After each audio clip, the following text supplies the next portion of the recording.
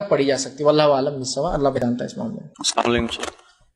یہ کچھ لوگوں نے ایک فیسلٹی دی ہے کہ ایک فریزر بنایا گیا جس میں جنازے کو جو ہے تو 2 سے 3 دن محفوظ رکھا جا سکتا ہے, تو کیا اس کا استعمال کرنا جائز ہوگا؟ اور دوسرا یہ سوال کہ آپ نے بتایا کہ الحمدللہ کا سورہ اور زمین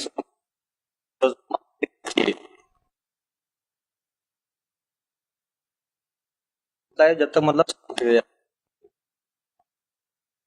بھائی نے 2 سوال کیے. ایک تو یہ تھا کہ اگر کسی کا انتقال ہو جائے تو ایسے ڈیپ فریزرز ہیں جس کے اندر ان کی باڈی کو رکھا جا سکتا ہے کچھ دنوں تک. ٹھیک, تو دیکھیے سب سے پہلے جو ہے جنازے کی نماز اور تدفین اول ہو جانا چاہیے. انشاءاللہ اگلے لیکچر میں میرا یہ پورا تفصیلات آئیں گی کہ دیر نہیں کرنا چاہیے.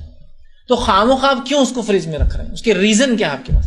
شرعی عذر اگر نہیں ہے تو کسی بھی میت کو خام و خواہ تدفین نہ کر کے اٹھا کے رکھنا جائز اور درست نہیں ہے. شرعی ضرورت ہے, جیسا کہ ایٹوپسی ٹیسٹ ہو گیا, اس کا پوسٹ مارٹم ضروری ہے, کسی نے چال چلی ہو یا کچھ ایسا کیا ہو, وہ ایک الگ شکل. تو عام حالت میں صرف ویٹنگ کرانے کے لیے آپ کے پاس رشتے دار آ جائیں گے, دوست آ جائیں گے, یہ آ جائیں گے, دنیا آ جائیں گی, امک نمک یہ ہوں گا, لوگ جمع ہوں گے, ارے جب جنازے کی نماز پڑھے نا پھر یہ کیا ہے, لیکن کہ مردے کو آپ تکلیف دے اٹھا کر رکھ دیتے دنوں تک. ٹھیک ہے, تو وہ درست نہیں. تو لہٰذا ان ڈیپ فریزر کا استعمال شرعی ضرورتوں کے علاوہ نہیں ہوگا. دوسرا سوال کا حصہ کیا تھا آپ کے؟ جو نماز پڑھی جاتی, بھائی نے کہا کہ میں نے جیسا کہا سورہ فاتحہ, زمین سورہ, درود ابراہیم اور اس کے بعد دعا. ہمارے پاس تو کچھ جگہ ایسی نمازیں ہوتی کہ ابھی تو سورہ فاتحہ ہی چل رہی تو ان کا سلام ہو جاتا ہے.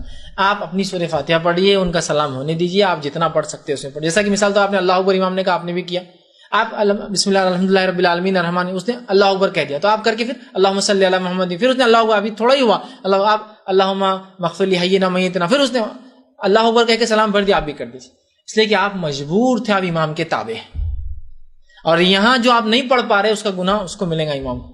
اور بہت سی بار تو اللہ رحم کرے ہمارے پاس دعائے مغفرت مطلب جنازے کی نماز میں سورہ فاتحہ اور زمین سورہ اور درود ابراہیم پڑھا ہی نہیں جاتا ہے, پڑھا ہی نہیں جاتا ہے, صرف حمد و ثنا ہوتی ہے اللہ کی پرس.